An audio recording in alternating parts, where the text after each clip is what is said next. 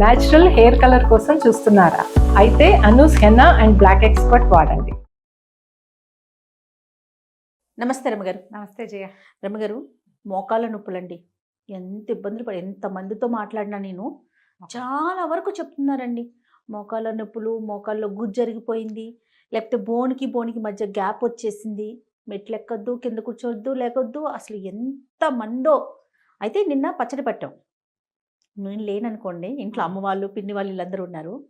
అమ్మ కొంచెం మనం కాళ్ళ కింద మనము గిన్నెలు తోమేటప్పుడు కూర్చునే పీటలు ఉంటాయి చూసారా, శాంతం కింద కూర్చోలేక దాని మీద కూర్చొని లేవటానికట నిన్న వీళ్ళు చెప్తున్నారు చెమటలు పట్టేసి మనిషికి లేవలేక తర్వాత సాయంత్రం నేను వెళ్ళేసరికి పడుకున్నారు. ఏంటమ్మా అంటే ఇట్లా కింద కూర్చొని లేవలేకపోయానని. అమ్మ అంటే జయ మొహం గిహం పిక్కుపోయి నొప్పి పెయిన్కి రమ్మగారు. అమ్మో నొప్పి భరించడం అంటే మొహంలోకి వచ్చేస్తుంది. కొన్ని పనులేమో నుంచొని చేసేవి కాదు కదా. సరే, అమ్మ అంటే ఆవిడ 60s లో ఉన్నారు. 60 ఏళ్ళు దాటాక ఇది ఓకే. ఇప్పుడు అసలు 30s 40s లోనే చెప్తారు జయ మోకాళ్ళ నొప్పులు, మాకు ఆర్థరైటిస్ వచ్చిందంటారు.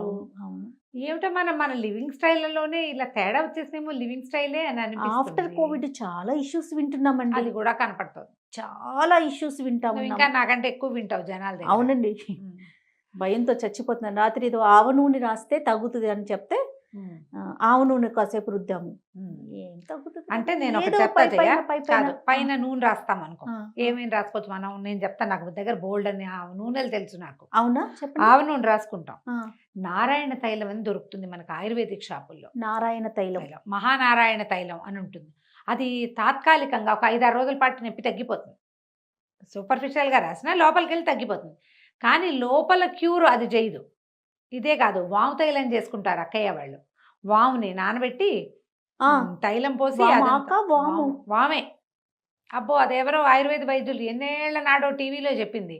మా అందరిళ్లలోనూ వాము తైలం ఉంటుంది, నా దగ్గర లేదక్కయ్య అన్నానంటే టకటక 3 సీసాలు వచ్చేస్తాయి మాకు బుజ్జిబుజ్జివి.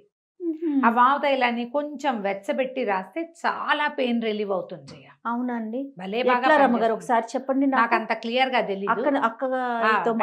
బిజ్జకైనా అడిగితే వాళ్ళ దగ్గర మా మెదకాయలు 4 పేటెంట్లు, వాళ్ళ 4 దగ్గర ఉంటాయి సీసాలు.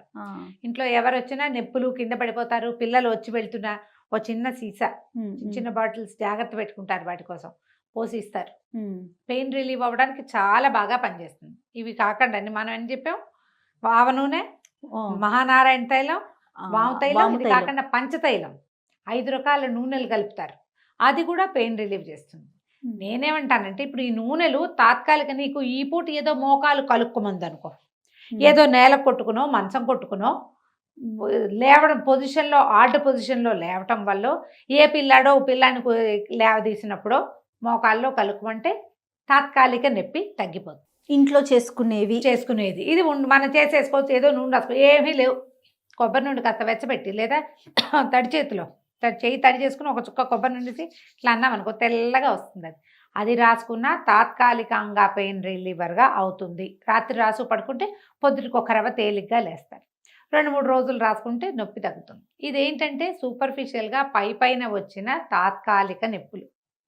మనం మాట్లాడేది ఏమిటిది, మోకాళ్ళలో గుజ్జు అరిగిపోవటం, గుజ్జు తగ్గిపోవటం. అవునండి, మోకాళ్ళు చిప్పలు ఒకదానికొకటి, ఆ చిప్పలో కింద 2 బోన్స్ కదా, అవి 2 ఒకదానికొకటి రాసుకోవడం, ఫ్రిక్షన్ ఏర్పడటం వల్ల నొప్పి. అది కొంతమందికి గ్యాప్ వస్తుంది. గ్యాప్ వచ్చి కూడా నొప్పి రావచ్చు. అమ్మకి అదే. ఇప్పుడు ఏ ఏజ్ లో రావచ్చు, జనరల్ గా వీళ్ళలో కాల్షియం నిలవలు పూర్తిగా తగ్గిపోయి ఆహారంలో నుంచి కాల్షియం తీసుకున్నా కూడా అందకపోవటం. పైగా కాళ్ళు భగవంతుడు ఎందుకు పెట్టాడు జయ, కాళ్ళతోటే కదా మన జీవితం అసలు మొత్తం కదా. మనం ఏం చేసేవాళ్ళం, ఇది వరకు మైళ్ళ కొద్దీ నడిచేవాళ్ళు జయ. ఇప్పుడు ఇలా మాట్లాడితే ఏదో అప్సైడ్గా తోస్తుంది. మీరు ఆలోచించండి, కొంతకాలం క్రితం మనం స్కూళ్ళకి నడిచి వెళ్ళేవాళ్ళం కాదా. అసలు ఏ పిల్లలకైనా స్కూళ్ళకి రిక్షాలు ఉండేవా జయ? నడిచిపోయేవాళ్ళు. పల్లెటూళ్ళల్లో స్కూళ్ళకి ఎంత నడిచినా పెద్దవాళ్ళకి కాళ్ళు ఎరగటం ఉండదమ్మా. బాగా 80 వచ్చాక కాలు వంపు వచ్చేది. ఈ మోకాళ్ళలో అరిగిపోవటం ఎందుకంటే మనం వాడకపోవటం వల్ల ఖచ్చితంగా నమ్ముతా జయ నేను. అయితే దీనికి ఒక పాయింట్, ఇది వరకు స్కూల్స్ ఎలా ఉండేవి రమ్మగారు? మన ఊర్లో పక్క ఊర్లో స్కూల్ ఉండేది, మహా అంటే 2 కిలోమీటర్లు 3 కిలోమీటర్లు, సరే 5 లోపే. ఇప్పుడు ఎక్కడ చేస్తున్నాం రమ్మగారు? ఇప్పుడు ఎక్కడో 20 కిలోమీటర్ల దూరంలో స్కూళ్ళలో జాయిన్ చేస్తున్నాము, నడిచి పంపించలేము. పంపించలేము. అదే కాదు, ఇప్పుడు మామూలుగా కూడా చిన్న చిన్న దూరాలకు కూడా నడకలు మానేసాం. బళ్ళు డ్రైన్ తీసేస్తున్నాం కదా. అప్పట్లో మన జీవితాల్లో మెట్లు తక్కువ ఉండేవి జయ. అవును, పాతకాలంలో మెట్ల ఇళ్ళు తక్కువ, ఎత్తులు కొంచెం ఇట్లాంటి ఎత్తుగా ఉండేది, పైనంతా మళ్ళీ సర్ఫేస్ బాగానే ఉండేది. ఇప్పుడు మనకి మెట్లు ఎక్కువ, నడక తక్కువ. కరెక్ట్ అండి.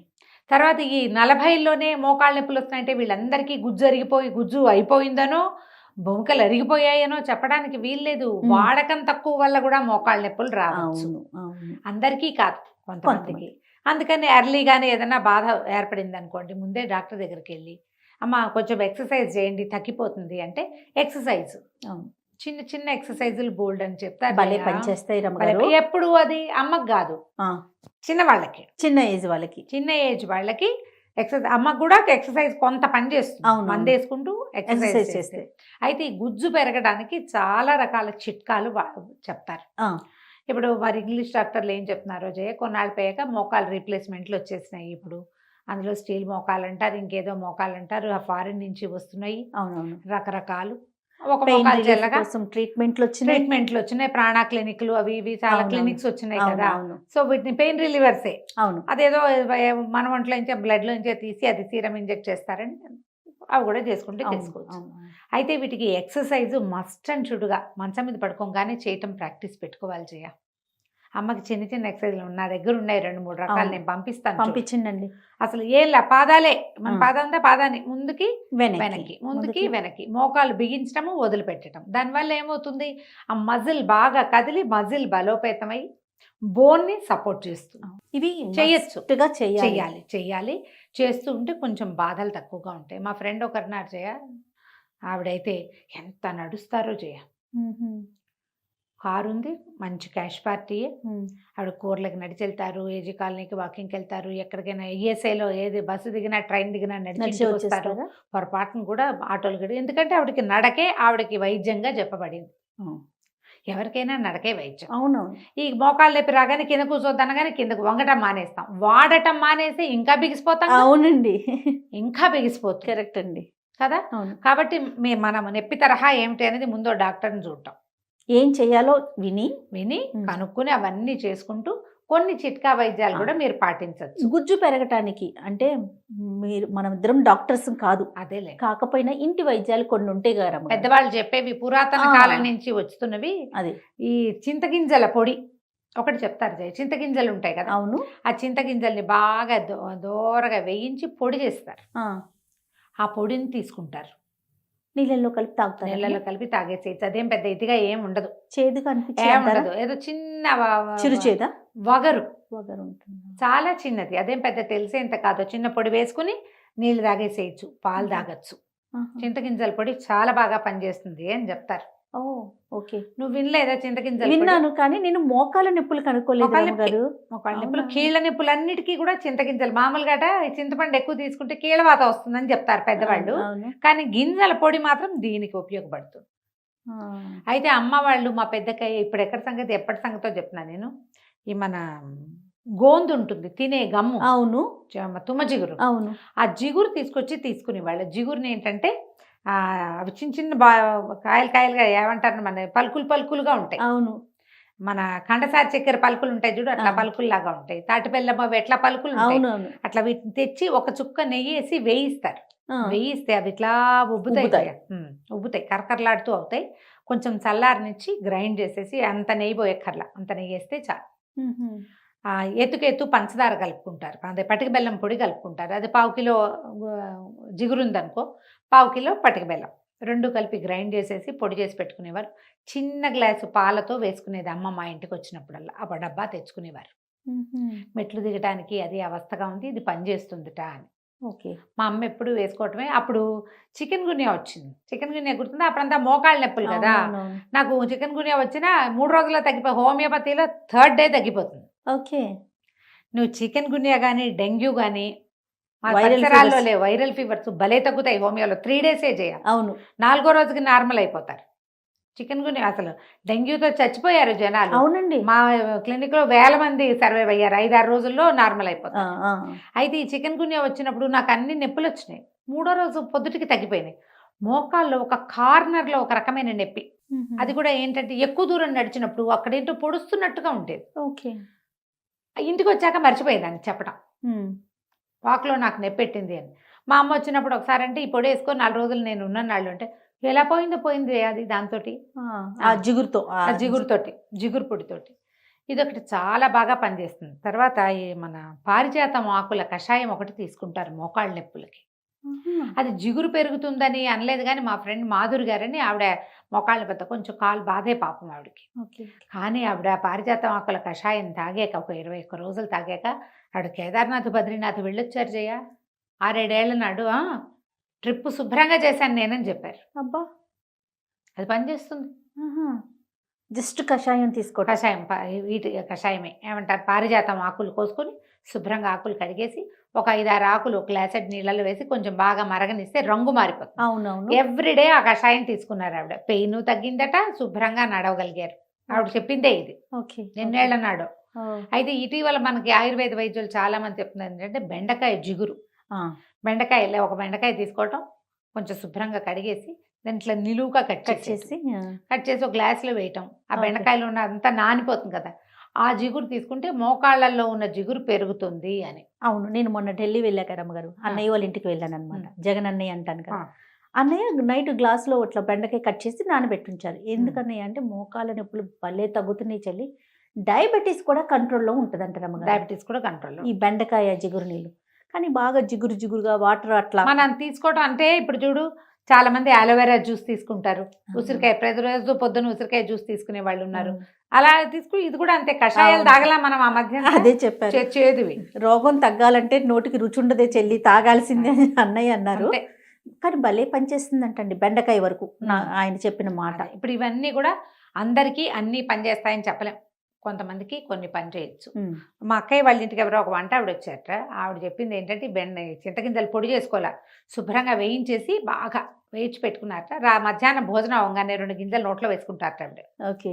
అలా నవ్వులుతూ చప్పరిస్తుంటారు. సాయంత్రానికి ఆ గింజ అయిపోతుంది, ఒక్క పలుకులు వేసుకున్నట్టు వేసుకుంటారు. ఆవిడగట కీళ్ళ నొప్పులు ఎంత ప్రాబ్లం ఉంట మొత్తం పోయినట్టే దాంతో. అక్కడ దాకా మన రజియా, మన హెయిర్ స్టైలిస్ట్ ఉంది కదా, నోట్లో చింతగింజలు వేసుకుంటా ఉంటది. ఎందుకు రజీ అంటే మోకాళ్ళ నొప్పులు తగ్గుతాయి మేడం అని చెప్తుంది. మొన్న ఒక రోజు నేను పస నవ్వుతుంటే ఏంటి వక్క తింటున్నావా, ఏం తింటున్నావు అని అడిగా. లేదు మేడం చింతగింజ డ్రై చేసుకుని తిన్నా, ఎవరో చెప్పారు అనేసి. పనిచేస్తుంది. ఎవరికి ఏది కుదిరితే ఆ చిట్కా తీసుకుని చేసుకోవచ్చు. కాకపోతే ఏంటంటే మీరు ఇలా పెయిన్స్ చిన్న ఏజ్ లో ఉంటే ఆయిల్ మసాజ్ చేయండి అరికాళ్ళకి. ఆయిల్ వేడి చేసి చేసుకోవాలా, నార్మల్ ఆయిల్? పంచతైలము వామ్ తైలానికి కొద్దిగా వెచ్చబెట్టే గుణం ఎక్కువ గుణం కనపడుతుంది. మన అవకాశాన్ని బట్టి అనుకో చేసుకోవచ్చు కదా. ఆవు నూనె వేడి చేయాలా? ఆవు నూనె వేడి చేసిందా, అది ఏమవుతుంది, వేడి చేస్తే నూనె పల్చబడి ఇంకీ గుణం పెరుగుతుంది. అది టెక్నిక్. నూనె పల్చగా అవుతుంది, క్విక్ గా అబ్జర్వ్ అవుతుంది అనమాట. అందుకని వెచ్చబెట్టి నైట్ నేను అలా రాస్తుంటే మా పిన్ని చెప్తున్నారు వేడి చేయాలి అంటే వేడి చేసి అమ్మకి రాసాం. దానికి ఏముంది, ఇప్పుడు మనకి మైక్రోవేవ్ లో వచ్చిన ఒక గ్లాస్ బౌల్ లో 2 డ్రాప్స్ వేసి పెడితే హాఫ్ మినిట్ లో సగం పెట్టినా వెచ్చబడి హీట్ అవుతుంది. రాసేసుకోవచ్చు. ఏ నూనె లేదు మీ ఇంట్లో, కొబ్బరి నూనె ఉంటే అదైనా రాసుకోండి. పెయిన్ తోటి జీవించడం కష్టం, చాలా కష్టం అండి. కానీ డాక్టర్ని మాత్రం తప్పకుండా చూడండి. ఖచ్చితంగా రమ్మగారు చాలా పాయింట్స్ చెప్పారు, చిట్కాలు ఇవన్నీ కూడా. కానీ మీరు చెప్తున్నట్టుగా నెగ్లెక్ట్ చేయకుండా ముందు ఒక్కసారి డాక్టర్ దగ్గరికి వెళ్ళి, కొంతమందిని కూర్చోమంటారు, కూర్చోండి పర్వాలేదు అంటారు, కొంతమందిని మీరు వాకింగ్ చెయ్యొచ్చు అంటారు, కొంతమంది చేయకూడదు అంటారు. సో ఆయన సలహా తీసుకొని కొంచెం చిన్న చిన్న చిట్కాలు అదే పాటిస్తే మంచిది కదా. రైట్ రమ్మగారు, నమస్తే. నమస్తే.